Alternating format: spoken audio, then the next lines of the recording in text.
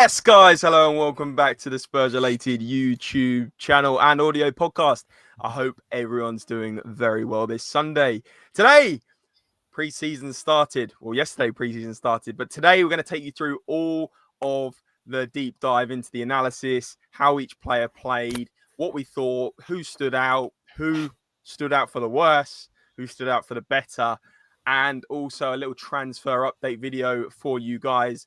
To start with, all the updates to do with Morgan Gibbs-White, to do with other players that we've been linked with, one of which has actually gone somewhere else, which is technically not good news, but perhaps maybe we've got a few other things up our sleeve. Who knows when Paratici's cooking in the background, eh? But I'm joined alongside Thomas Frank's AI buddy, Frank Thomas. Frank, how you doing, mate? I know you watched the full game yesterday and you've got a lot to talk about. Yeah, there's a lot to digest. It showed good signs of promise. Quite exciting. Start of a new era. So yeah, a lot to talk about. I'm looking forward to it. Absolutely love it. And guys, really appreciate all the support lately. Please do keep smashing the like, smashing the subscribe, and smashing on those notification bells so you never miss us going live. I can already see 50 of you in the house after 1 minute. You guys probably got those notifications on, the ring, ring, ding, ding sort of thing. So keep smashing the support. Really appreciate it. Hope you're enjoying the content more importantly. And let's get into things. And guys, if you do like the audio podcast as well and you just want to listen, maybe you're on a walk or maybe you're out and about, maybe you're driving, we will be putting them on Spotify every single day. So check them out on Spotify. And I believe they go on to Apple Music as well. So depending who your provider is, you can go and see it over there. But enough of the promo, enough of the waffling. Let's read the chat. We've got Spurs diehards in here. Big up yourselves. He says, the agents of RB Leipzig star Xavi Simons have open talks, apparently. Interesting. We'll see how things plan out. I've seen also Arsenal are linked with Xavi Simons as well. And Sukil's in here saying the exact same thing. But Frank, let's talk about transfers to begin with. And Alfie Dorrington, one of our exciting young players, centre-back, obviously had a great loan spell at Aberdeen last season, winning the Scottish FA Cup. He's returned on loan there for this coming season for a full loan spell. What do you think of this one? Yeah, it's a good move. It's a good move for him. He's 20, I want to say. He might be 21, but I think he's 20. As you say, he won the Scottish Cup there last year and he became one that was a bit of a favourite there. He played for Spurs in the Premier League last season. He came on when we were 5-up at Southampton at Christmas. And so they obviously we were quite depleted anyway, but they obviously see him as a player that can certainly be a part of the future at Tottenham. But yeah, I mean, it's a good move for him, especially with, and we'll get on to Luka Vuskovic, and obviously Kota Takai as well. So especially with sort of a couple more of those guys coming in, it's good for Dorrington to go out on loan, get some more game time under his belt, and then next summer they can really assess, do they think he's going to be part of this team long term? And if they do, fantastic, keep him. If they don't, then he's going to have probably 2 good loan spells in Scotland under his belt that you could probably cash in and get between £5 and £10 million for him, which would be good business from Tottenham, from someone that's just come from the academy. Absolutely. And yeah, I think the experience, more experience, getting more game time, getting into the first team and playing regular football is exactly what a player needs at that age that you just highlighted, Frank. So I think it doesn't make sense to keep him at Spurs, especially as you said, like, Luka Vuskovic, a part of potentially being on the fringe, definitely on the bench. And obviously Kevin Danzo as well, plenty of options. We're actually quite lucky in defence actually at the moment. And obviously, yeah, Kota Takai as well. So yeah, I think Dorrington unfortunately is like 6th or 7th down the list in terms of our top centre backs. So you can't play them all. So yeah, it makes sense to loan him out. Guys, let me know what you think in the comment section below. Do you think that's a good move for Alfie Dorrington or not? So Ajay's saying, we need Xavi Simons. Suka was saying Paulinho, we might sign this summer. Xavi Simons, 1 attacking mid and 1 centre back. I don't think we need a centre back, Frank. But anyway, we'll get into things, especially after yesterday.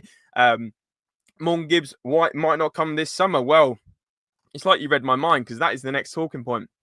And that is that Morgan Gibbs-White is expected to be included in the Nottingham Forest squad for their pre-season tour in Portugal, according to The Athletic.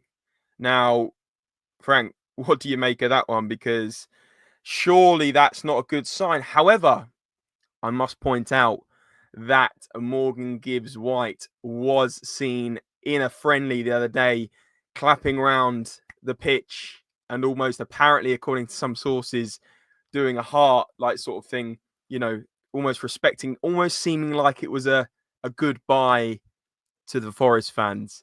Now, correct me if you think people reading into that wrong, but that kind of contradicts this statement, which suggests he may be sticking around at Nottingham Forest. What do you think? Yeah, it's really tough to tell, because he could have been, on one hand, he could have been saying goodbye, but then he also could have been on the flip side saying, almost trying to rebuild their love again, and their trust again. Not that he's done anything out of order in this saga, but do you know what I mean? That's sort of like building that connection again. So it could have been either of those things. I think the fact that he's expected to be included in the squad is pretty normal. I mean, as I said the other day, until he's not a Forest player, he is a Forest player. He's contractually a Forest player. So, and he's probably their best player. And so they're going to want to take him on tour. And so it is really sort of tough to... It's a tough one. It's an awkward one. And the longer it drags on, the sort of the less confident I, and I'm sure many other Spurs fans probably get. But that's not to say that this isn't to suggest that it's definitely not going to happen. There's a lot of factors that play into things like this, and there's, like, for example, and there's I think that they've got a second child on the way, and that's, I don't think that his wife's far from giving birth, so he might not go at all for completely non-football related reasons. It might be that he's staying at Forest and he's not coming to Tottenham, but he ain't going on tour. So it's hard to really read into a lot of these things until we know fully every detail. And so, I mean, listen, on the face of it, it isn't great news. It's not great news because he's still at Nottingham Forest, and we got the here we go from Fabrizio Romano. I think it was 10 days ago today, and we're still yet to actually have him at Tottenham, which is a concern. But as I say, and as when we spoke to Ben Jacobs the other day, and he said that I think it's a matter of when, not if.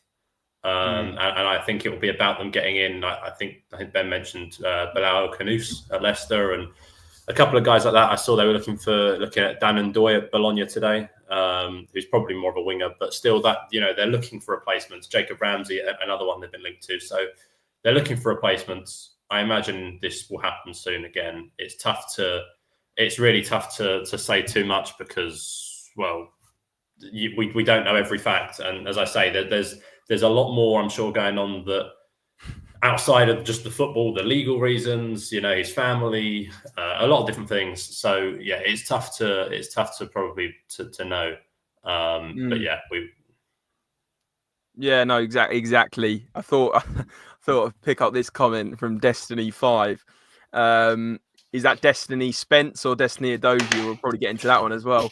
Gibbs-White wife spotted house hunting in North London. Here we go. Because I saw that as well. He started following a removal company on Instagram. People are looking into that as well. It's like people will look into anything, like you said, almost twisting it for the media's sake and trying to, create a story out of nothing. It's always quite an interesting watch. Because, we've had it previously where people have seen like Morgan Gibbs-White's personalised number plate is Range Rover spotted driving down the M25.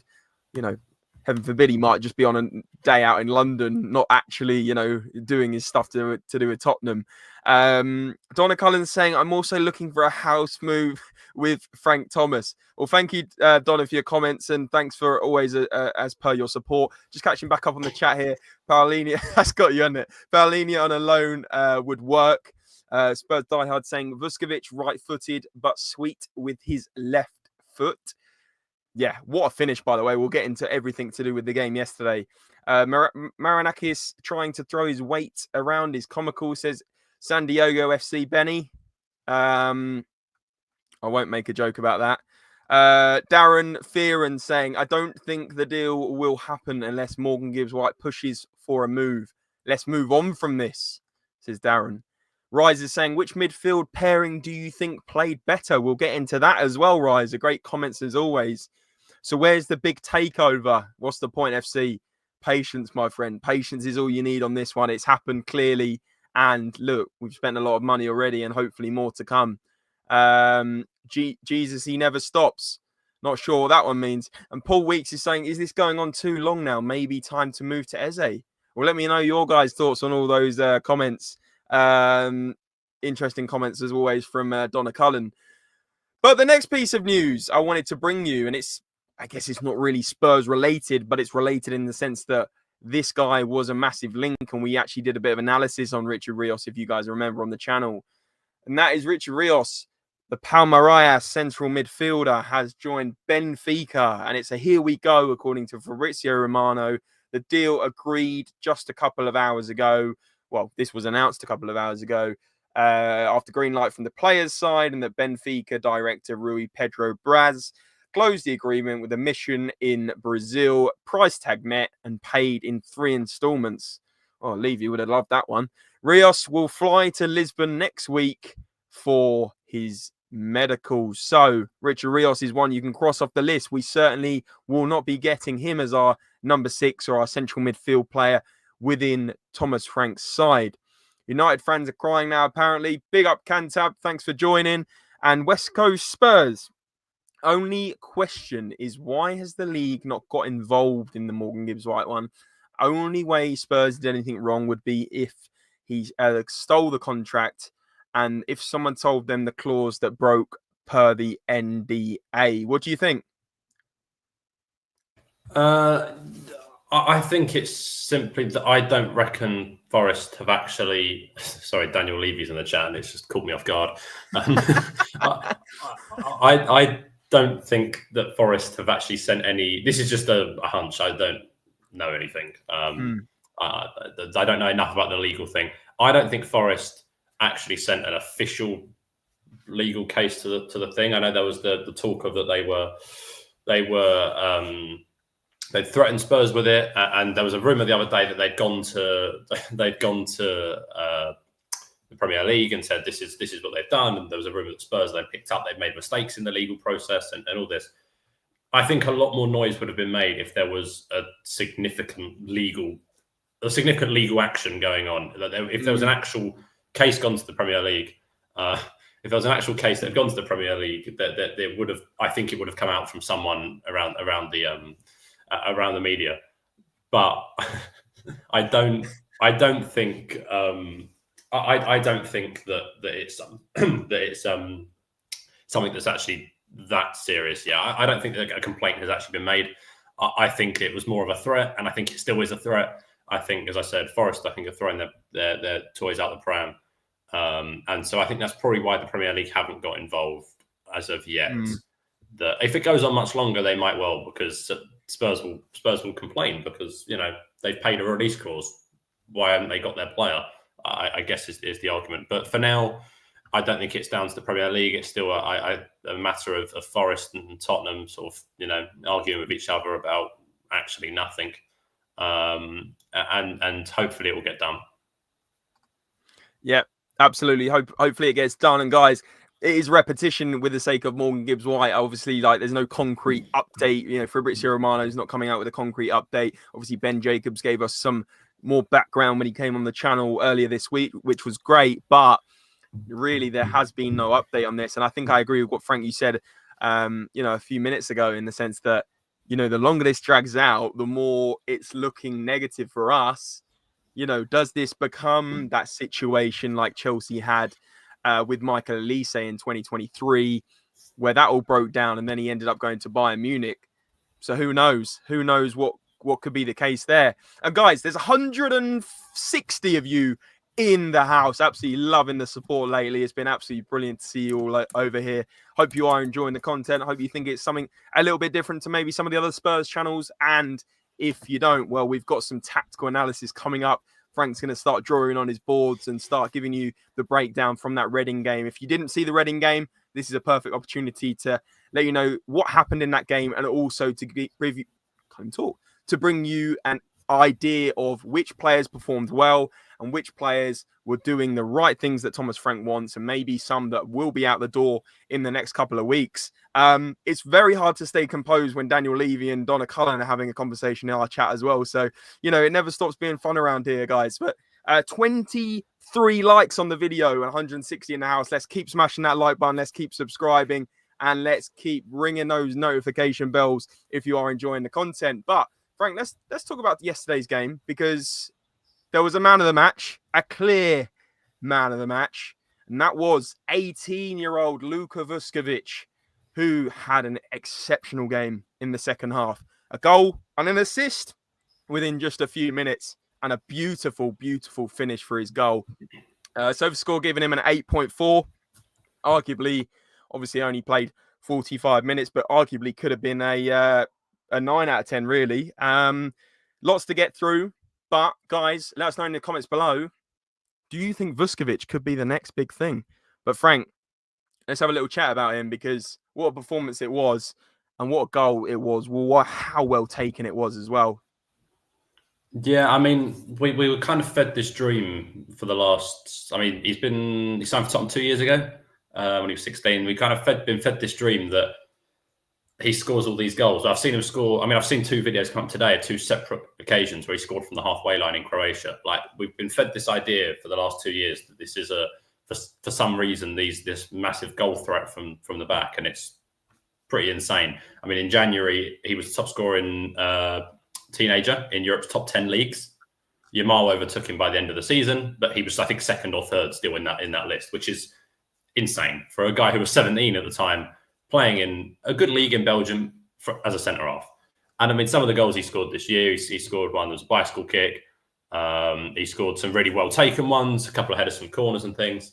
And so, but I was still quite convinced that he would go on loan this year, to be honest.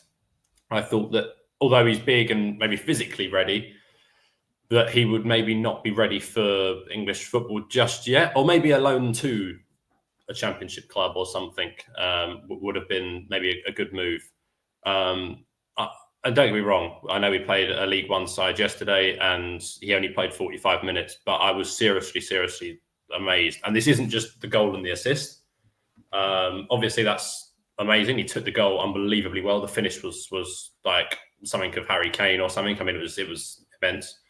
The assist was a great flick on. He's obviously dominant in the air. He's superb really superb by the looks of things from set pieces. I mean, he made Mickey van der Ven look small standing next to him, and that's a real tough ask. Yeah, that's nuts. That is nuts. He was. I think there was a comment earlier on that he was so comfortable with both feet. Take away the goal for a second, but just on the ball at the back.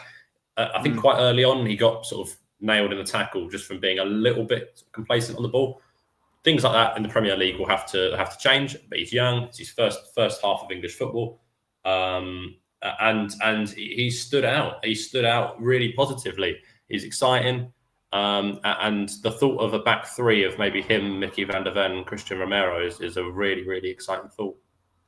Yeah, no, 100% exciting stuff. And Adrian Parker with a good comment here. Not sure what you think of it, Frank, but I mean, I personally don't think some of these players are number 6. And I always see a lot of people sort of suggesting that progressive centre-backs can play as a number 6 in the midfield as well. And that's not to say that can happen. I always go back to like a David Luiz when he used to play for Chelsea, and sometimes he'd come and play just in front of that back line and always play as the further forward centre-back / a number 6. And it can work with some players, especially in some systems. But Adrian, I think that is actually a really interesting point, and it gives food for thought. Could a Vuskovic come in as a number 6, or do you think, actually really, you can't really change centre-back into that position, Frank? What do you think on this point? I think if any of them are gonna, no, I don't think so. I think the role of a number 6, an out-and-out number 6, is very different to playing as a centre half. Having said that, though, it's easier if you've kind of grown up playing both. It's easier. Like Declan Rice grew up as a centre half, but could do that role, and they moved him into being a 6. And so Christian Romero, I think, probably suits that the most of the 3. But I think it's like if we had a 4 at the back and Romero is one of your double pivot, I'm not for that. I don't think that works. If you have a back 5 and Romero is the furthest forward of that 3, that could be interesting. That could be something that's a bit different. That when you're defending, he does sit, but then you allow him a little bit of freedom. Or Vuskovic, one of the 2, you allow him a little bit of freedom to push up. And that comment, Eric Dyer was probably at his best at Tottenham in midfield. Yeah, 100%.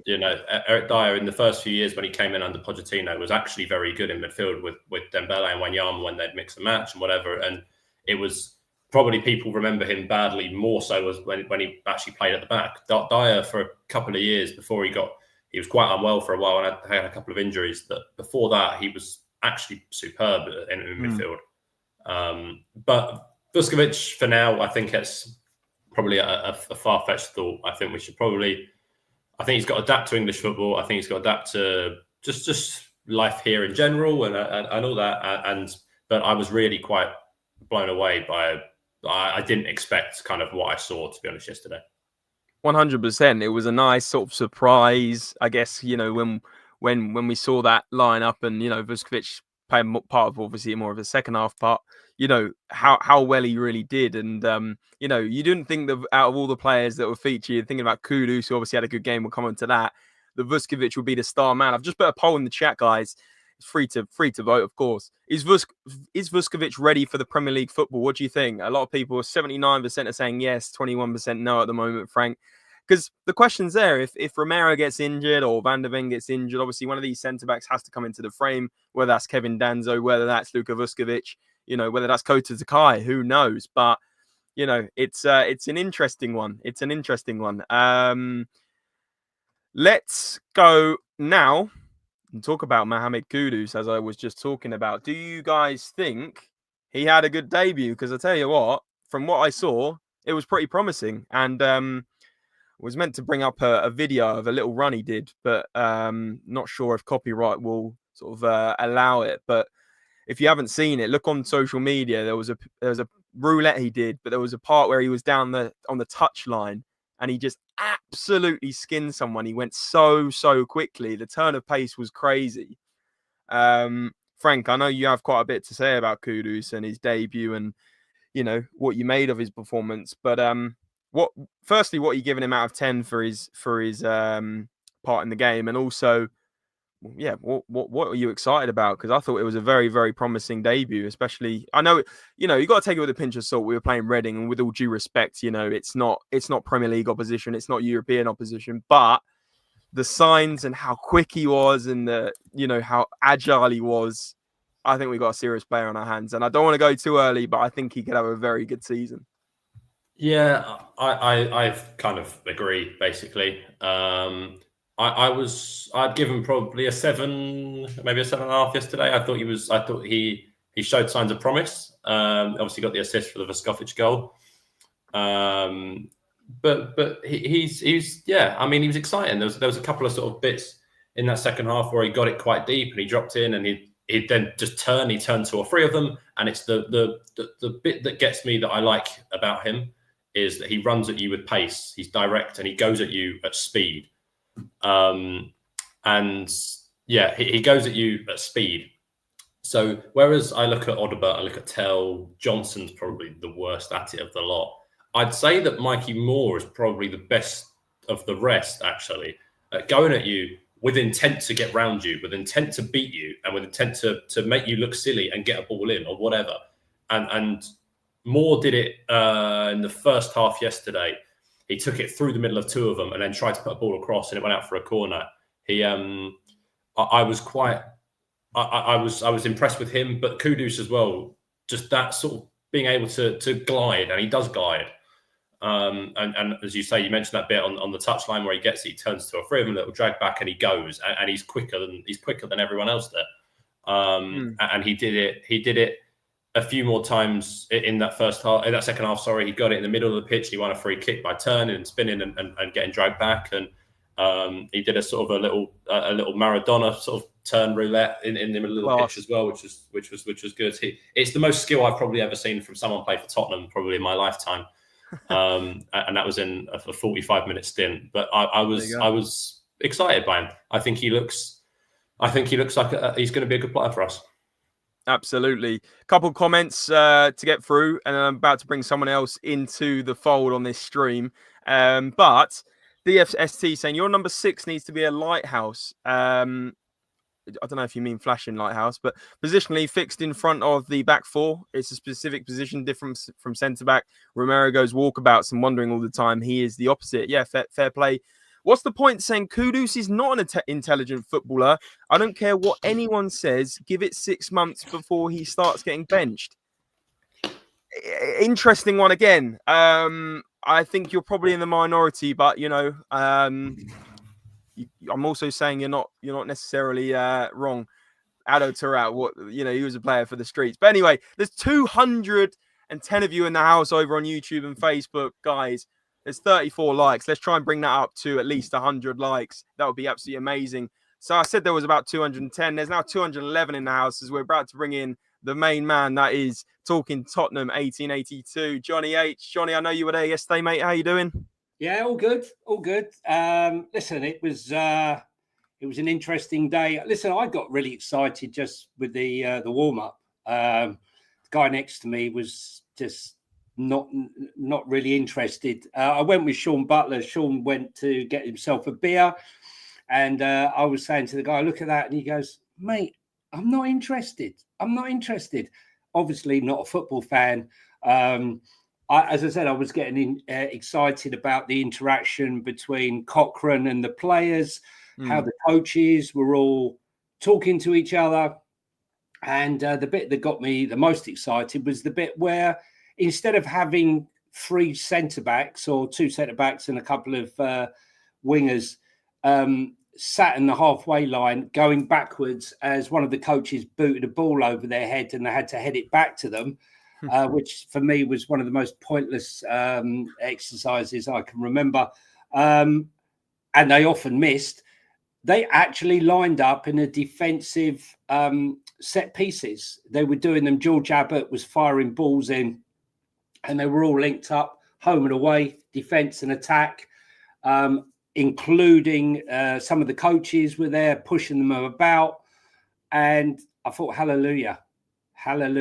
Look, Rome wasn't built in a day, and I don't think you can go from 22 defeats, James and Frank, and just suddenly cure our ills overnight. And I think you could see with some of the chances that, League One Reading had, there's enough to be concerned about. But look, he's only just got there.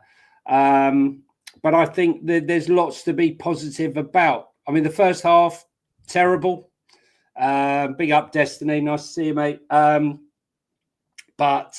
I thought at half time as well, they were all out on the pitch getting instructions for the second half, and they all seem to be in. Look, people can mock the training and the warm up and what I'm saying about this, but I don't care. I'm looking at change. I'm looking for hands-on coaching, and what I saw in those moments was hands-on coaching, and I think it's the start. It's not the end game. It's the start of the game. And as we said, Rome won't build in a day. And, I think in the 2 years under Ange, I saw regression, not progression. And so let's see where we go with this. The guys just got here. There are still, guys, quite a few people who are just not impressed with Thomas Frank. They think the appointment is underwhelming. I wasn't one of them. I was very excited. I never thought that he would become our manager, even though I rated him highly. I just didn't think Spurs would appoint him. But I think he's not sexy enough for a lot of the fan base, and he's going to have a lot to prove. And let's hope that he doesn't have the start he had at Bromby or at Brentford when he first started, because this fan base will turn on a sixpence. They'll get on his back very quickly, won't they? And Frank made that point in the last live stream we did that Thomas Frank's sort of record to start things off isn't great. So, very much the opposite of actually Ange Postecoglou, Johnny. When he came in and won his first 9-10 games, and then obviously we had that Chelsea game in 2023, which I still get haunted by. I'm just going to catch up on the chat, Johnny, and I'll come back to you in a minute. We missed the bus on Wharton. He's too expensive, says Destiny. Spurs diehards are confident we'll get a defensive midfielder this week. And a little shout out to David Jackson listening all the way from Bordeaux. Big yourself up, mate. Hope you're having a nice holiday or time out there if that's where you live. And interesting comments. A little bit of beef in the chat as well. It's never a Spurs related stream without a bit of an argument in the chat. How unusual.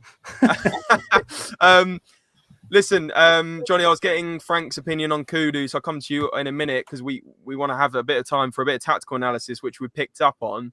Yeah, I'm just going to skip a few slides, actually, and we'll come back to some of the players in a minute because you were talking about Thomas Frank. But I wanted to bring up this interesting diagram, and I think you guys will like this, of the average positions in the first half. And obviously, you can tell by the numbers which players. And I think from this graph alone, it shows a very, very different story to the second half, where actually, if you look at the difference, we were so much deeper in the second half and almost playing a more counter-attacking style of play. And if you see who's the man that's furthest up in the second half, well, it's number 20 and number 7, Heung-min Son and Mohamed Kudus are wide players. Whereas you look at this first half, and actually Solanke, he had an absolutely terrible game, I'm going to be honest. But he was, if you look at it, much more isolated and not having much more use of the wingers in this situation. Frank, I'm just going to bring you in on this one. What do you make of this, mate? And do you think I'm reading a little bit too much into it? Because I think that is a big, big difference between that first half there and that second half there. I think there's a lot to draw up on it from. I think the one big difference that does make a big difference is the change of goalkeeper. Kinski is a lot more comfortable at coming out and playing. I mean, there was a number of times where he was actually just out of the box and playing long balls and whatever he was doing. And so instantly having Vicario, who's less comfortable in doing that, drops you back a couple of yards. Just because the goalkeeper's back, everyone else drops back slightly anyway. So that's the first thing of that. I think other than that, there's the bit, I mean, Vusković being further forward on average than Lucas Bergvall is quite incredible. I think one thing that is key for me in both is the fact that there is an obvious triangle in midfield, which was something that we did not have last year enough. I mean, if you look at that one, you got 8, 15, 42, which was Bergvall, Basuma, and Donnelly. And if you switch to the other photo, it's even more of a triangle there in Sarr, Bentancur, and Alfie Devine, who I thought was quite impressive actually in the first half. And so that midfield triangle is back, which is really important. That is this kind of structure that we were crying out for a lot of the time last year. As I've said so many times that we saw one of your midfielders was far out on the left. One of them was then trying to drop back to get the ball, and then no one was actually in the sort of 10 position, and it was chaotic and it was a mess largely last season. So having an actual structure, which both halves suggest that is sort of being implemented, is positive. And then the other kind of really important thing, I don't know if you want to go into it now or afterwards, is certainly in that first half was Pedro Porro. And how Porro basically played in that one there. Maybe this doesn't show it as well, but Porro covered almost playing as in a back three for large parts of that first half. And I found it really quite interesting that Udogie 13 on the other side is a lot further forward than Porro was. And in that second half, you can kind of see the same, that Ben Davies this time does it and Spencer's given that little bit of freedom. But probably because solely that Ben Davies and Porro are probably better passers, but better sort of long distance passers, can play those deeper balls like Porro did a couple of times. He went for Solanke one after about 15 minutes, I think, and he went for Udogie a couple of times quite early on. And so that again is another sign of this structure. There's a structure. Thomas Frank's been here for a week and a half, whatever it's been. You know, that it's this, as Johnny said, Rome wasn't built in a day. It's going to take time, but there is already the basis of a pretty sort of exciting structure that is fluid, far more fluid than we were last year, and far more organised than we were last year. 100%. And I thought also, just you were mentioning the fullbacks there. Look how much deeper Davies and Spence are there than Udogie and Porro. That is absolutely nuts. And obviously, you know, the style of play that those fullbacks possess is very different. You know, they're much more defensive players. But having said that, Spence does like to get up and down that line normally as well. Johnny, anything you pick up from those pieces, mate? And we're actually going to bring up a tactics board in just a bit. And I know, Johnny, you like delving into that a little bit. But anything you want to mention on what we just discussed there? Yeah, hallelujah, praise the Lord, no inversion. Playing wide. Anyone who's watched Destiny Udogie play for Udinese, I was really excited when we signed him. Picks up the ball wide, cuts inside, unleashes a shot, crosses the ball. Last season, inverted, absolutely kills his game. Kills it dead, because he's running into Piccadilly Circus, the opposition crowd out the midfield. He's got nowhere to run to, which would really be the reason why he only had 1 assist last season. But none of this surprises me. I've got to be honest with you. It might surprise Spurs fans. It doesn't surprise me. Like I said, I've watched Thomas Frank for about 4.5, 5 years now. What surprises me is nothing. I go there and I never know when I used to watch Brentford, even the Championship days, I never knew what team he was going to put out. I never knew what system he was going to put out. And the way he adapts through injury, I mean, a team like Brentford, when they lose a player in the Championship or even in the Premier League, when you lose a Tony or a Buemo through injury, it can be very disrupting. What he would do is he would not continue to blindly carry on playing like an Ange would do in the same system, despite not having the players. He would change the system, and that could cost him 3 defeats on the trot until he got the system right. But the fact that you saw 2 different systems playing in 2 different halves is not a surprise. The reason he does that is because that's what's going to be happening when you watch Spurs. You're going to see the system completely change, and they're going to have to get used to that. Without going into too much detail, the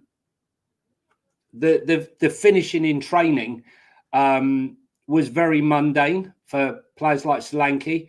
Cross the ball, bang, cross the ball from either post, bang. What you're seeing now is practicing on finishing, different types of finishing with the head, but the variety. And so not only do you have variety in tactics, you need the flexibility. If you do not have a football brain, right, you're going to struggle under Thomas Frank, because you have to adapt. And those who can't adapt, those who can't match the physicality and the demands of his system will fall foul of him. It was interesting as well for me to see Mikey Moore come inside and play almost as a second 10 rather than play out wide. And play on his preferred side on the left. I always saw, when I was watching Mikey Moore as 15-year-old, I always thought that he was a 10. That's how I used to see him play. He had moments, not a lot of moments, but he had moments. He's definitely something there. I mean, look, the kid's 17. I think we all forget he's had more minutes than Phil Foden. And I think fans expect way too much. I was quite impressed with Jamie Donnelly in the second game. Unfortunately, let's come on to specific players then, Johnny.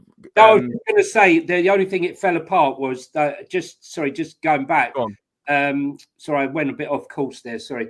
That's all right. It's just because we've got a few players lined up. We're going to talk about the triangles is the important thing, right? He likes the triangles. He likes the triangles out wide, and as Frank said, the triangles in the middle of the park, which we didn't see hardly ever under Ange are going to be a lot more prevalent.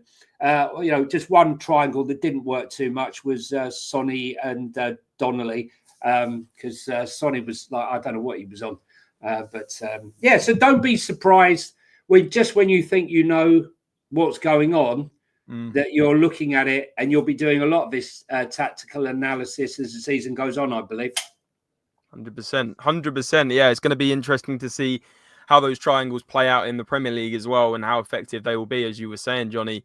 But hopefully you weren't involved in those fights between the Reading and the Spurs fans. That was all kicking off. People throwing bottles at each other in the stands, I think, at one point. Really? I mean, I don't know how I missed that. I've got to be honest with you, the strangest thing that I've ever seen at a football match. I came down at half time and the doors were all open. I thought, what's going on here? I was just like, so I sort of went outside and all the fans are just standing outside in the sun. Bizarre. Yeah, Bizarre. with a little bit of rope and couple of security guards. I mean, it looked like anyone could have just sort of sneaked in the second half. I'm sure they've tried that one before. I'm sure it wouldn't have been mad popular being only a friendly, though, to be fair. I don't think we would have got overspills into the Majewski Stadium or whatever it's called now. I mean, I was wearing my Spurs shirt. I walked right through the Reading fans where they had the music, queued up for a beer, stood there amongst them all. No, it seemed to be okay as far as I was concerned. Didn't see anything. Yeah, Destiny's saying you probably flew in a couple of elbows. Vuskovic goal was pure Ange ball. Difference in quality of players last year now is chalk and cheese. But Ange got silverware. Hope Frank's tactics add to Ange's mentality and produce silverware. Don't get Johnny started on this one because we'll be here another half an hour. I mean, guys, come on. 22 defeats, all right? Yeah, we won the final. Great. Always go down in history. But is that what you want to be there for? One game and forget about the other 25 that we lost? No, not for me. I mean, I'll be honest. I think Ange has got a lot of heat from certain people, and I think obviously the 22 games was unacceptable. But Ange Postecoglou has brought me the best memory as a Spurs fan in my lifetime. Can't deny it. I'm not caught in that. Yeah, you cannot deny we won the worst final in European football history, right? But no one cares. No one cares it's the worst final. I'm just saying. I'm just saying. But I can guarantee you it was the best thing for him to do, for him to leave on a high, because whatever club he goes to now, however bad his first year is, he's going to say, well, I was winning my second. So he's definitely going to get a 2-3 year contract. I just think that had he stayed at Spurs, that honeymoon period would have been over very quickly had we started and we'd continued in the same vein. So I think it's good for everyone. Listen, I look at it as Ange has put us on the first stepping stone to improvement. And I'm never going to knock him for winning us that trophy. And like you said, the best night in 41 years. Exactly. We could talk about Ange and Frank and the debate for a while, but we've got 20 or so minutes left where we're going to go through some tactics. We'll quickly run through some of the other players. Obviously, we talked about Vuskovic. We talked about Kudus.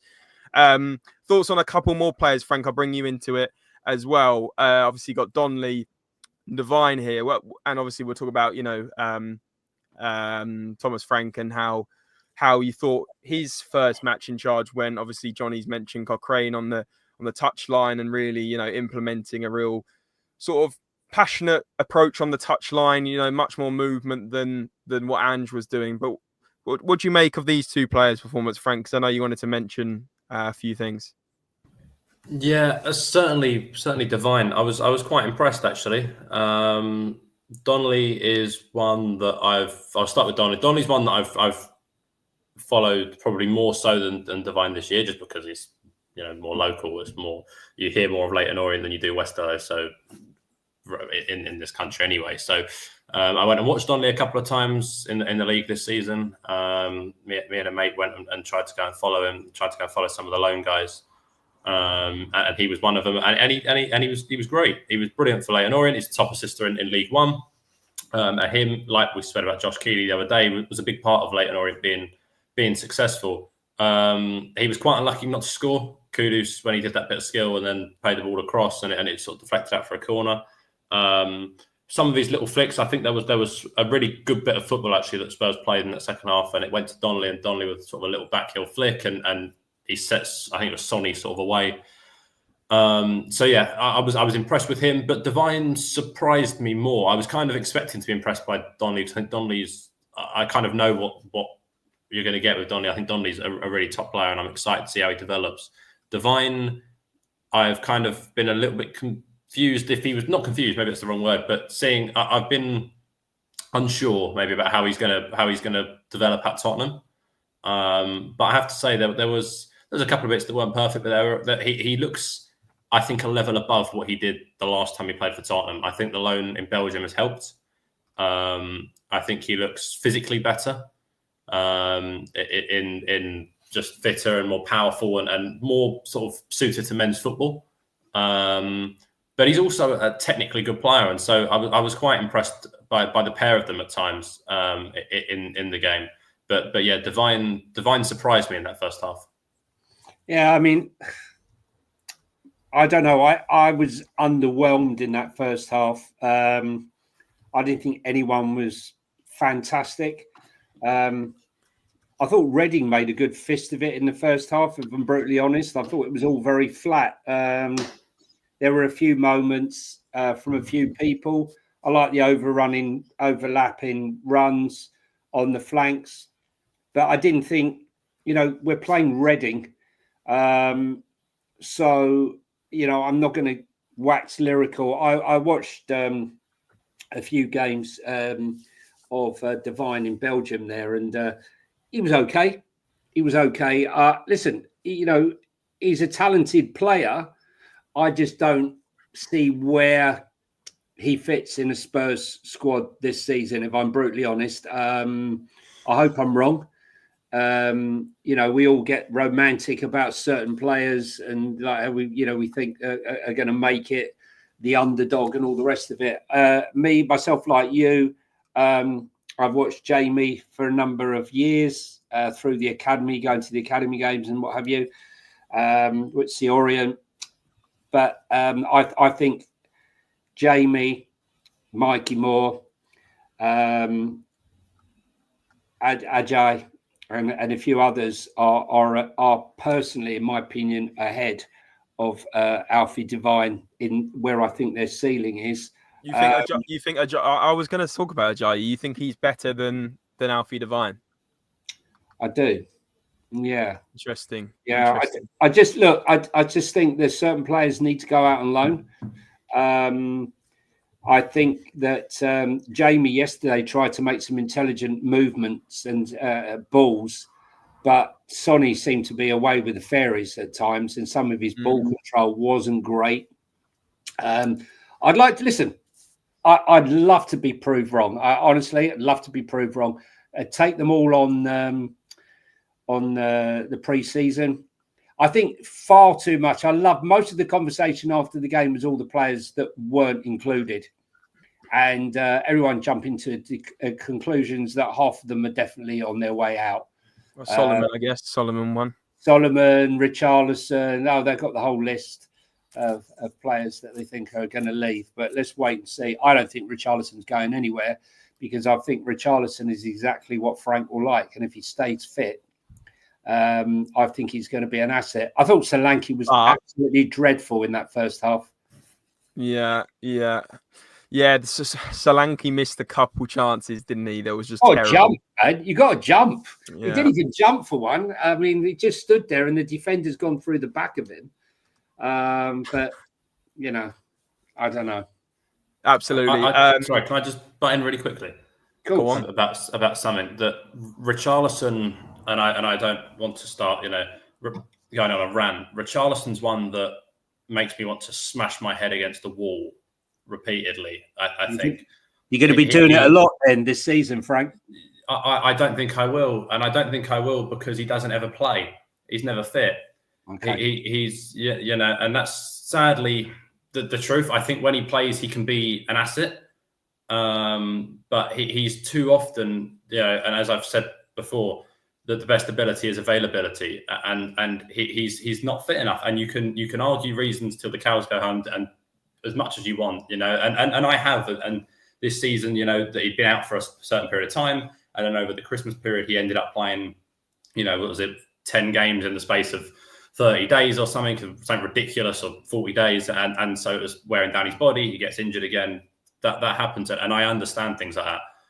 But Richarlison, for me, I think he probably does too much that Thomas Frank won't like at the same time. Like when he got the ump with Neil Maupay, that there's a constant noise around him, and it never seems to be because he's scored a hat-trick or he's done this good today or he's done this good today. It always seems to be like when we played Liverpool and we were 4-0 down or 5-0 down, whatever it was.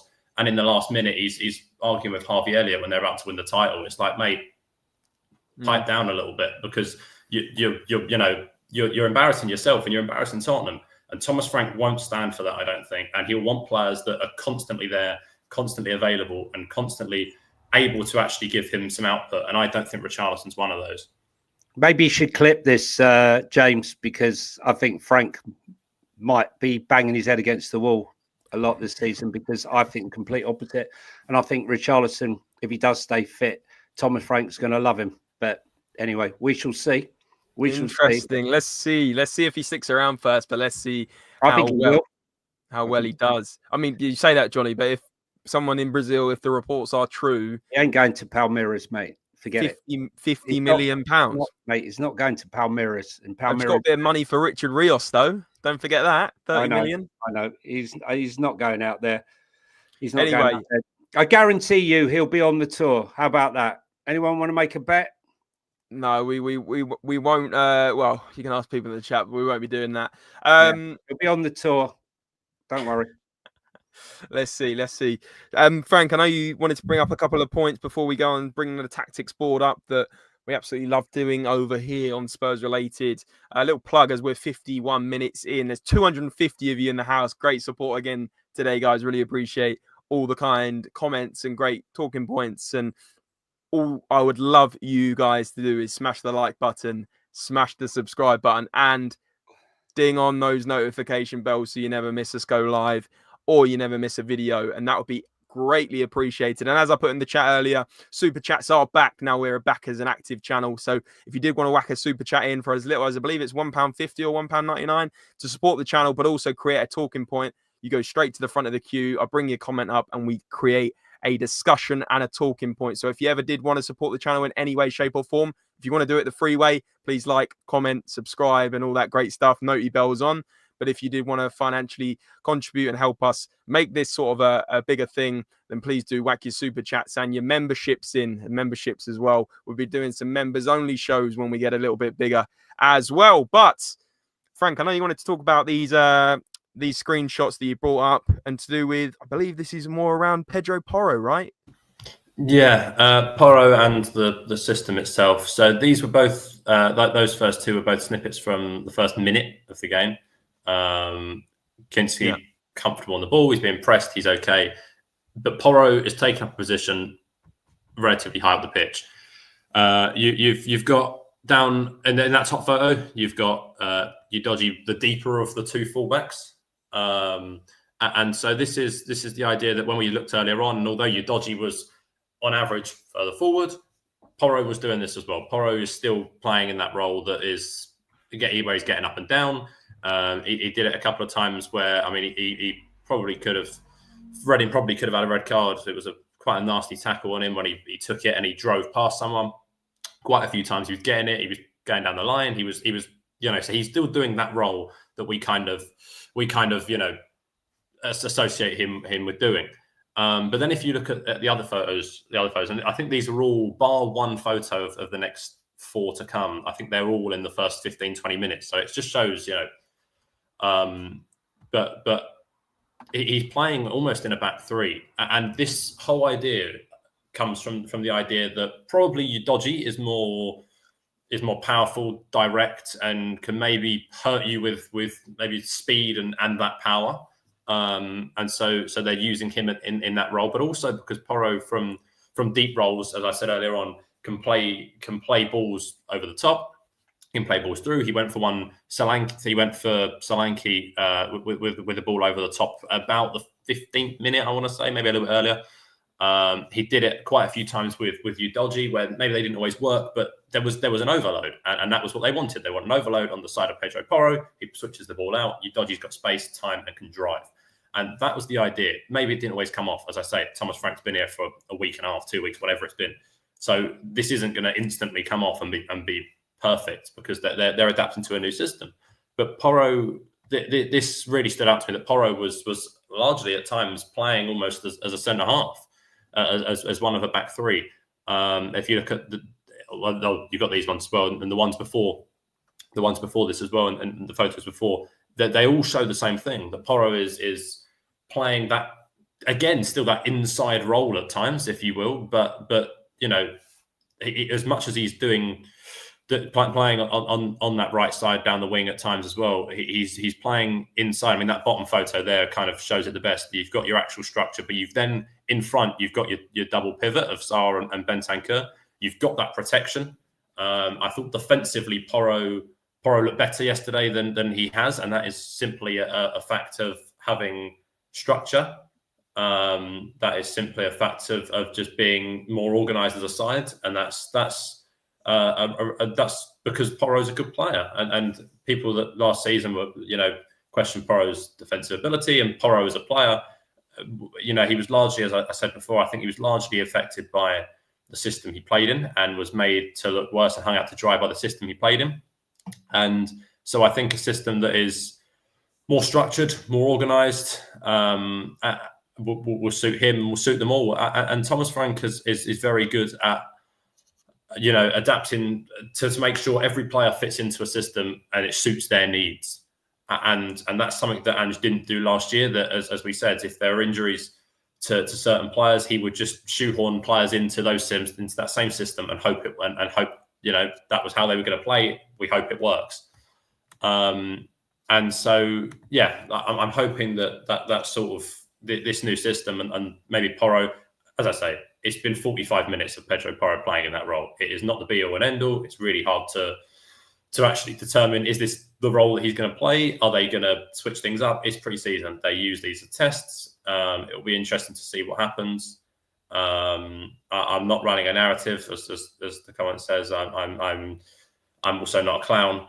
I'm simply stating what I saw, and that was that Porro was playing, you know, almost as part of a back three, and it was more structured, it was more organised, and as a result, he looked defensively better. Opponent regardless.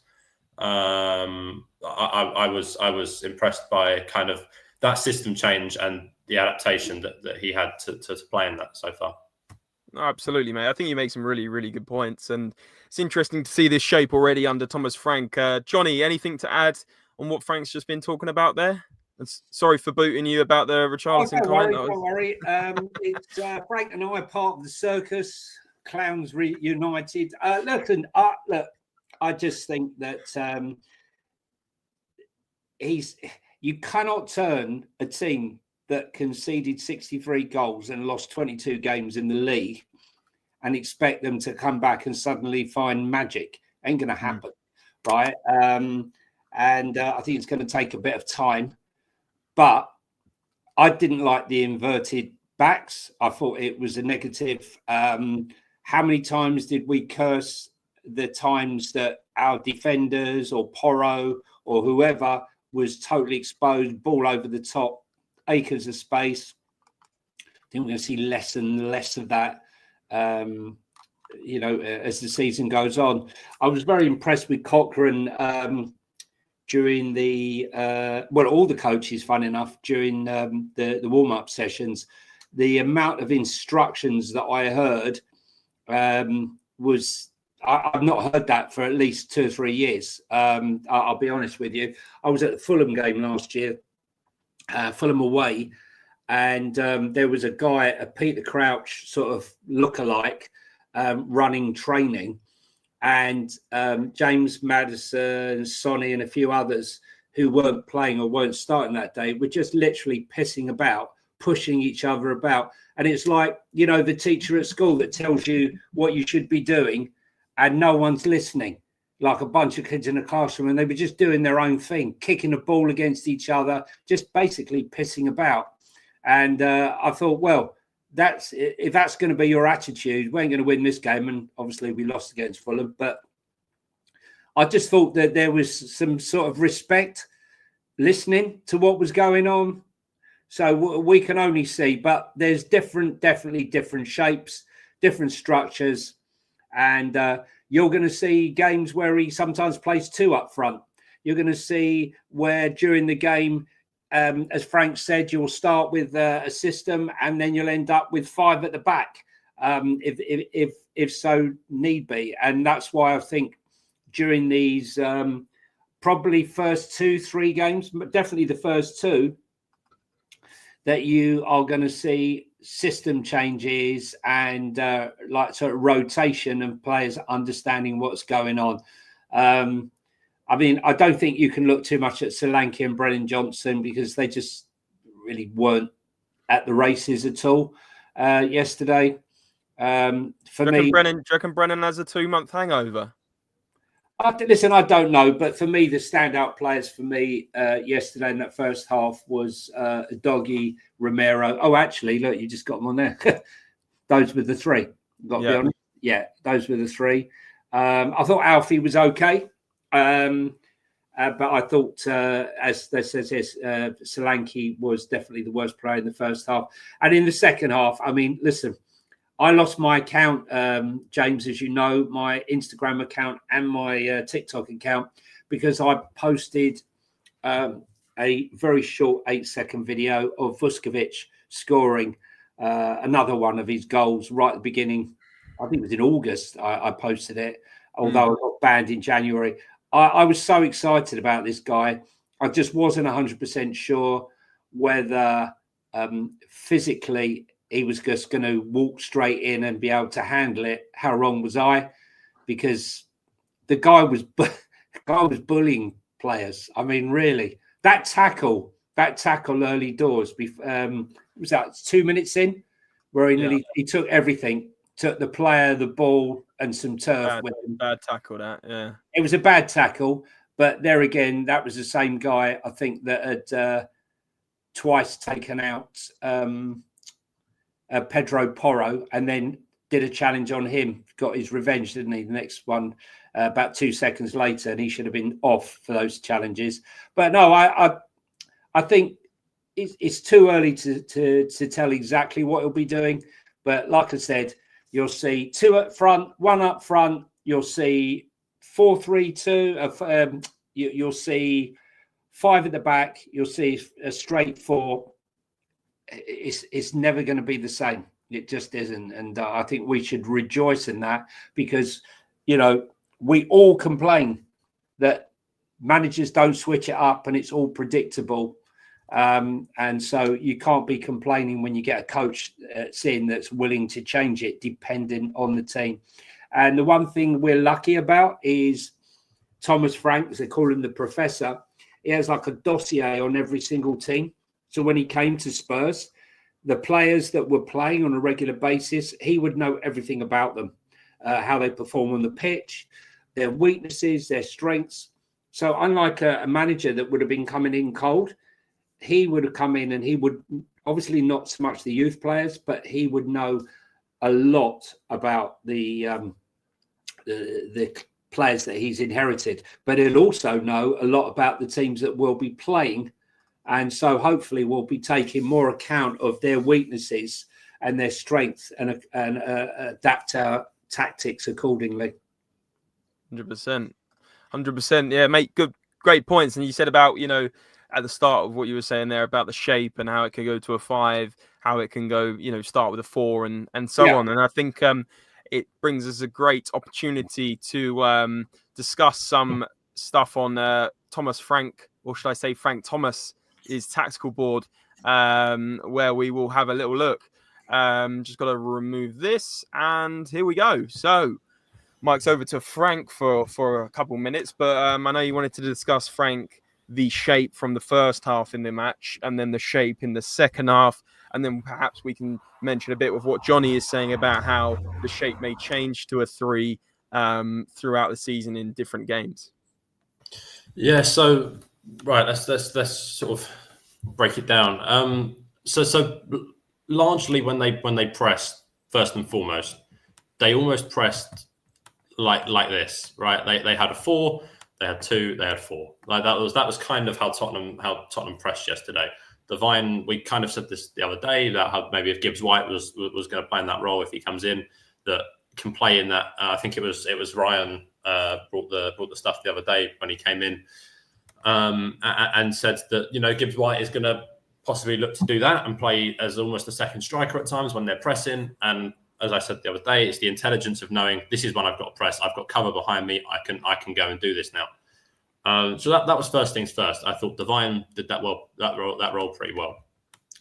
Another thing, talking about Devine on that topic, is the amount of times we saw him drop into these little areas here, mainly on this side, but a few times down here as well. A couple of times he links up quite nicely with Destiny Udogie. I think it was him that played Udogie down the line with a little 1-2. I want to say it was him. Could be wrong. I'm pretty sure it was. And so we saw him dropping into the pockets, picking up the ball, turning, driving with it a couple of times, and playing some nice balls in. So that was kind of the setup of the 4 up front. There was a large difference between Moore and Johnson, as there was with Kudus and Son in that second half. Moore played a lot further inside. Johnson was still closer to being that touchline winger that we saw of him last year. He was still playing an inside sort of role, but Mikey Moore was far more inclined to move inside than Johnson was for large periods of that first half. I think it was Moore that got on the ball in this sort of area here and tried to play Solanke in, and the pass was just slightly overhit. Johnson a couple of times sort of nearly got down this sort of area here out wide and put the odd ball in, which was cleared. So that 4 up front, that's basically the main substance of what I saw in that, is that they pressed as a 4. Mikey Moore in that first half, Mikey Moore in that first half was far more inside, whereas Son in that second half was more of that touchline winger of the two. Whereas Kudus was the one that came inside in that second half, and Johnson in that first half was the touchline winger, if you will, of the two. In terms of the back line and the midfield structure, as I say, the double pivot I like. I think the one thing I kind of I picked up on yesterday more so than kind of maybe I've said it a little bit recently, but we talked about a number 6 and the importance of a gritty number 6. I mean, there's a lot of people that sort of mentioned Paulinho. Douglas Luiz gets mentioned. I think there was a comment earlier on about needing a lighthouse, and I think simply that is what's needed. The second half, we were better in that double pivot when we had a passer in Bergvall who was sort of breaking the lines more often. Bentancur probably does that role better out the two. I like Bentancur. I've said before, I'm a big Bentancur fan. But he was doing that role, but not well enough at times. As I say, it's the first time they've done this in this system. This is new to them. It takes time. They played a half each. It's their first game in pre-season. So there's a lot of things going against them that you can say, okay, this takes time. But the general shape of that 4, that square there was really important. Like really important, because it gave you protection. Romero last year was so used to just having an attack almost to deal with at times on his own, or with just Mickey van der Ven, or occasionally whatever. He was the one out of position. Whereas that 4, that sort of square diamond, whatever you want to call it, that structure was really important. And I thought Sarr looked a bit better than I was kind of expected in that role as well. So that was positive. As I say, I saw quite often we set up that Porro was the one dropping in and playing in this sort of role here. The ball comes back to him. Udogie was going. Devine sort of dropping into these areas here. Mikey Moore coming inside. As we said before, gives Udogie a lot of space down that left-hand side. It allows more freedom to your inside forwards. That Moore was getting in some really quite exciting, dangerous positions at times. don't get me wrong, there were times when Moore was down here. I think he took it and spun through two of them around here and put a ball across, and it went out for a corner. But certainly with this idea of moving to a 3, you allow the fullbacks more. You allow one of the fullbacks more freedom. A forward comes inside, and it gives Mikey Moore in this case a lot more freedom to get on the ball. And as Johnny said, I think he's kind of built to be a 10. So that was quite exciting. As I think Matisse Tell, Wilson Odova could well be next season. But yeah, that was kind of the breakdown of the first half. You also, the big difference, as I said, you had Kinski, who is a lot more comfortable, one, on the ball, and two, coming out and just being out of his area. I've got to say, I think I'm more comfortable than Vicario on the ball. I mean, he scares the living daylights out of me when he starts trying to roll it around his box and doing these ball rolls and stuff. It's terrifying, and then from crosses it's even more terrifying. I'm just going to say, sorry, to interrupt. I was just going to say, I don't know what you guys think in the chat. Maybe you could let us know, 1 for Vicario or 2 for Kinski. I mean, everyone seems to think it's cut and dry that Vicario is going to start. I don't like the fact that he's shouting and bawling at the young defenders, but doesn't seem to be doing that to some of the senior members. And maybe I'm old school, but not everyone wants to be screamed at. And I think some players, young players, need to be encouraged, especially when they're coming into the to the team. Saw him do it with Archie Gray. Saw him do it with Bergvall. Who's shouting at him when he screws up? I just think that, obviously as a shot stopper, he's fantastic. But all round at the moment, I'm beginning to think that Kinski is looking like he's got a higher ceiling. Personally, I don't know what people. I agree. Mate, I agree. I'm still not 100% convinced on Kinski. I think he's got a lot of development too. Yeah.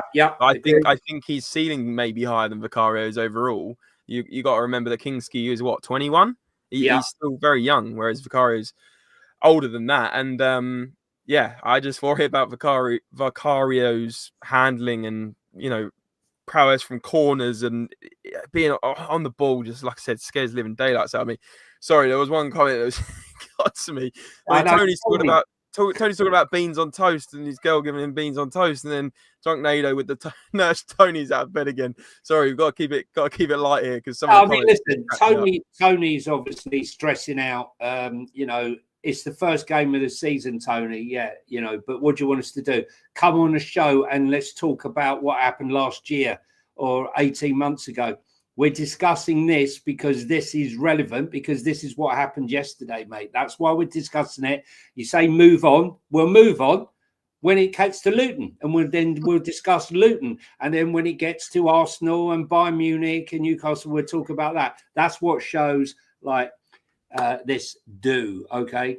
So stop the glaze, mate. Honestly, you need to go and have a lie down, mate. Honestly, go and have a lie down. I love how we can keep it sort of light-hearted here, but also really deep dive into these tactics. And Frank, I know you want to talk about, well, apologies, I think we stole your thunder a little bit on the breakdown there, but you made some excellent points. But I know you wanted to bring up the second half team sheet at some point as well, mate, so I'll give you a bit of time to bring that one up, and we can go through it. But I think what's interesting is this idea of a 3 at the back, because we did a video on it the other day, and a lot of people said that we won't go with the 3 at the back, and I agree. Like, it won't happen straight away, but it's the fact we can do it during games and be fluid and have that option depending on how a game's going, if we need to chase a game or whatever else. So it's nice to have an option with different formations with Thomas Frank, because I feel like with Ange Postecoglou, it was limited. There was no plan B, no plan C, no plan D. It was very much all out plan A. And once teams figured out what we were doing, it was a case of, you've been found out here. And then that explains the 22 losses to some respect. So I think it's exciting with Thomas Frank. I think it's going to bring another dynamic. And we're not glazing Thomas Frank. We're excited for the new era. We're excited to bring us something different. And you got to be optimistic, Tony. I'm starting to think you're not a Tottenham fan. But anyway, enough of that. Because I can see Johnny. He probably listen. I mean, I think Tony. I reckon you look at yourself in the mirror and criticise yourself, mate. I don't know what you. I'm not sure what you expect. It's the first game. Was it perfect? Absolutely not. Were there things wrong? Absolutely. How do you expect to go from 22 losses and the guy turn up and then suddenly he's performed a miracle? Like the Spurs need open heart surgery on the way we were defending at times last season. 63 goals. Our elite form was absolutely diabolical. I, for one, was fed up watching it. And, you know... And paying all that money to go and watch it, you know, week in, week out, home and away. Yeah. You know, and all fans don't deserve that.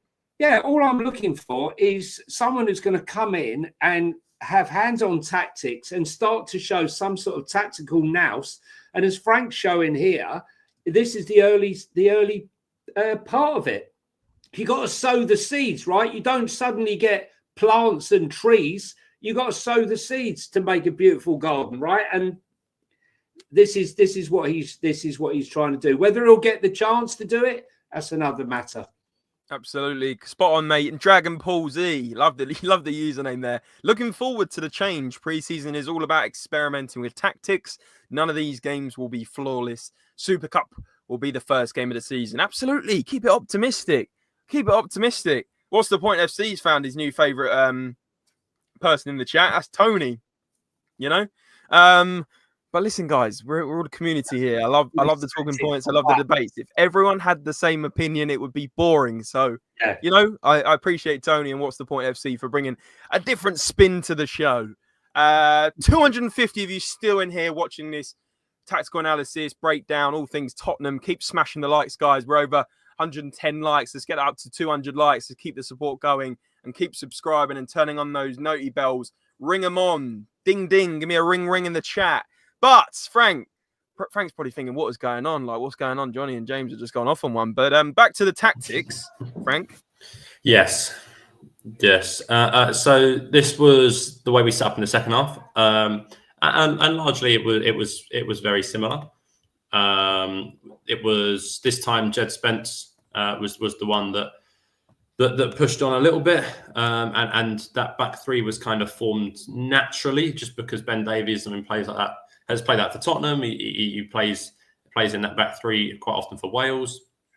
So that was just a natural progression of the way the second half went. Jed Spence is more likely to push on forward. Ben Davies is happy to sit back and play deep long balls, which he did a couple of times to Sonny, who was a different conversation, but looked off it. We looked again with Jamie Donnelly. A bit Devine, picked up a lot of space, again, mainly on this left-hand side of the pitch. Was seen on both, but largely occupying this area here. You know, Sonny was the touchline winger, so that space was open. And so that was just, you know, again, general just intelligence of Donnelly to pick up those areas when Sonny was out wide. Kudus, unlike Brennan Johnson, was the more inside forward of the two. We saw some you know, exciting little bits, a couple of little turns for bits of skill. Got an assist, obviously, for Vuškovic's goal up here. I mean, it wasn't, you know, the most glorious assist, but it's a number on the contribution list. But he looked good. He looked exciting. That role suited him, as we said before. Like, I think Tell can do it as well. He's a runner. So when you've got someone holding up the ball, he can go, and he did that quite well at times yesterday. It was nice to see Bergvall back. Obviously missed the final and that game at Brighton at the end of the season, and a couple in the lead up to that. It was nice to see him back because, I mean, he's just a top player. Gave away the ball on the edge of the area, trying to do something a little bit special at one point in the second half, and it didn't work and whatever. But I think Thomas Frank was okay with that. It's risk, but it's calculated risk. And too often last year, we took risks for literally for no reason at all, just for the sake of it, and that's what got us into trouble half the time. But by taking calculated risks, you know, weighing up risk versus reward, this can help us score. Whereas last year we often played the ball around the back, and by making a risky pass from Vicario to Romero, you ain't going to score from that, but you could well concede. And that was often an issue that Tottenham had. Whereas if Thomas Frank wants players like Bergwijn to get on the ball, to take risks, but to be creative and use their own minds, because these are intelligent players. These are talented, intelligent players. That there's still a freedom there, which Andrew's keen on, but there's still a freedom there with Thomas Frank. It's just a more organised and calculated freedom. Can I just ask? I'm just going to say, Frank, when you look at Vuskovic there, I've noticed a lot of chat in the fan base about the possibility of keeping Vuskovic and playing him as a 6, and I think that was because his tendency to sort of push into the middle of the park to win the ball, or stepping up, or actually moving ahead of everybody at times. What are you thinking about that? I don't think it would work, to be honest with you. Go on, carry on. Sorry. Yeah, I was going to say that as I said, kind of that double pivot. I think you need, given the and as I say, it's really hard to test, because we've seen 22 different players in a half each against a League One opposition. So it's really hard to understand it fully, and we'll probably have a better idea certainly after Luton, and then I want to say that Arsenal's the next pre-season game after that. I think it is on the 30th and 31st.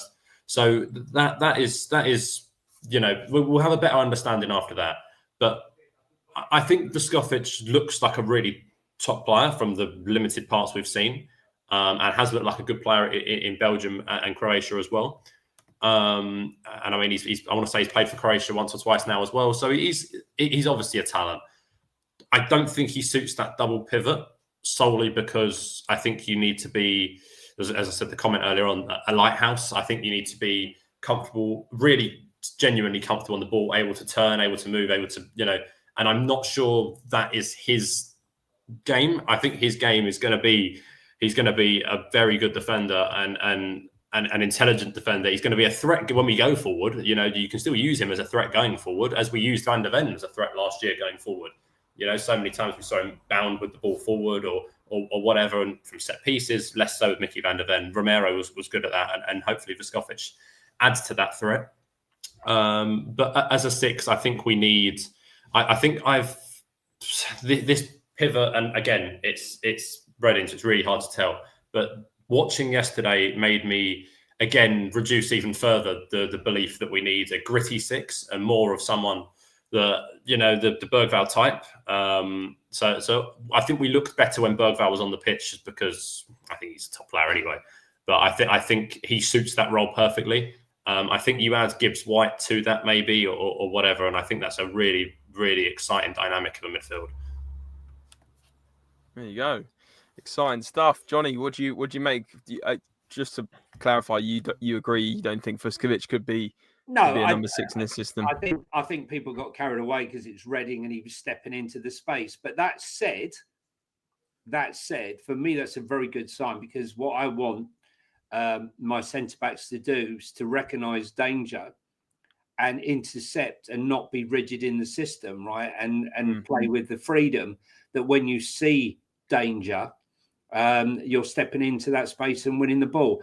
And also, picking up the ball and driving ball forward.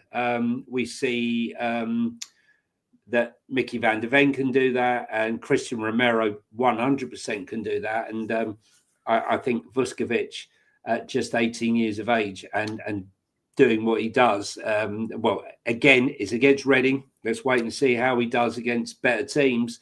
But I mean, that challenge in the middle of the park was something else. I mean, like, he was very high on the pitch, and it's good. The only thing, I said that Vuskovic, if Ange was here, Vuskovic would have to go out on loan, and the reason for that was he doesn't have tremendous pace, and I'm not saying he doesn't have any. I just say he doesn't have tremendous pace in comparison to some of our defensive lines when you're playing the high line. And I didn't want to see the same fault before him as before Dragusin, when those balls over the top and you're trying to run onto them. But he looked very, very comfortable already. It's just hard to believe he's an 18-year-old centre back. And I'll tell you what, Harry Kane would have been proud to have finished that goal like he did at 18 years of age. In fact, I'm not even sure Harry Kane would have finished that goal at 18 years of age, because I remember watching him and he was all over the place sometimes with his shooting. But practice makes perfect. But, you know, what an asset. When was the last time you saw a Spurs defender attack every single ball with as much conviction as that at set pieces? He's like an animal. He just does not care. Just fearless. He's fearless, isn't he? Yeah, and that's what I mean. That's what I love. I mean, my head is telling me, "Come on, guys. He's 18 years of age." You know, we're talking about as a centre back, guys, not as obviously Gareth Bale, what have you. But defensively, maybe the best offensive centre back we had in recent years was Jan Vertonghen, probably. You know, getting forward, especially, you know, piping up with the odd goal, especially when he played left wing back. I remember that game against Dortmund in the Champions League at Wembley where he was unbelievable. But yeah, that's the closest thing. Sorry, Johnny, carry on. No, that's fine. We're talking about vibes of Jan Vertonghen and Toby. I really like De Winter at Girona. Okay. Who was at Juventus. I wouldn't mind him coming to the club. Again, young player. Look, I think we just got to be happy right now, guys. I mean, you can pull it all apart. You can say what you got to say.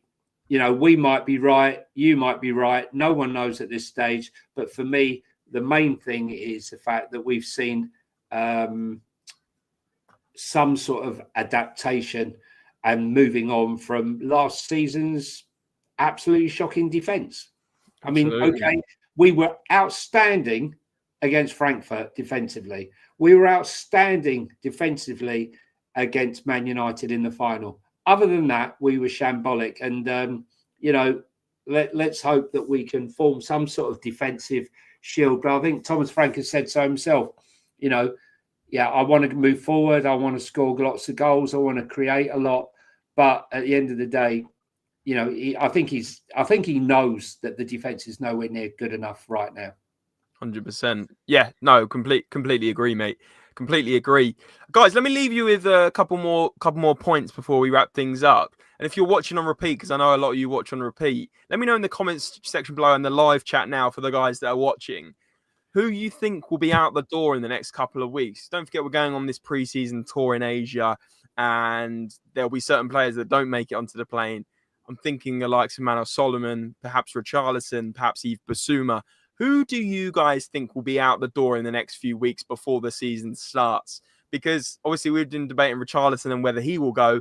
But let me know a full list of the players that you think will be gone by the start of either pre-season or the Premier League season. It'd be interesting to know your thoughts. But guys, around 240 to 280 of you watching live for the whole episode. I really do appreciate all the support. Please do me 3 big favors that are absolutely free of charge. Like this video before you go off it, subscribe if you are new, and ring on those notification bells so you never miss a video, and give me a little ring, ding, ding, or whatever you prefer. Maybe you call it chime, I don't know, but just ring those bells so you never miss a live stream and you never miss a video.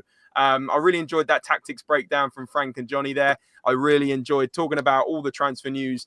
And obviously, Morgan Gibbs-White, a few players are asking me on the latest and that. So go to the start of the video for the latest update. But in short, not a huge update, just a lot of speculation as to what is going on. Obviously, Morgan Gibbs-White rumoured to be going on that pre-season tour with Nottingham Forest. But again, like I said, smash the like button, smash the subscribe button, and turn on those notification bells if you are wanting to see all our live streams. We'll be live again tomorrow. Thank you so much for watching. Thanks to Frank, Thomas Frank's AI brother, and was it son? Not sure. And Johnny H. 3232. Go and check out him over on Instagram and on TikTok as well. Talking Tottenham 1882. Johnny, I probably butchered that. Actually, Football Inc. as well. Football Inc. Our YouTube channel, Football Inc. And we're available on that. We stream every day, 1 hour of football, everything football. And I'd like to personally thank Tony for being the most positive person I've met this year. And I hope that you'll join the circus again, because you love a clown, Tony. And we love to entertain. We're in the entertainment business. And if you love clowns, we're the ones for you, mate. Rest easy, mate. Go and have a lie down. And we'll see you as the season progresses, mate. Love it, mate. I think he's caught some people off guard in the chat as well. But there you go, guys. Football Link, Talking Tottenham. Go and check out those channels. Please go and subscribe over there and follow. Smash the like before you end this stream. Smash the subscribe. Smash the noti bells. Ring, ring, ding, ding. And we'll see you guys very soon for another video. As always, remember, come on, you Spurs! Go.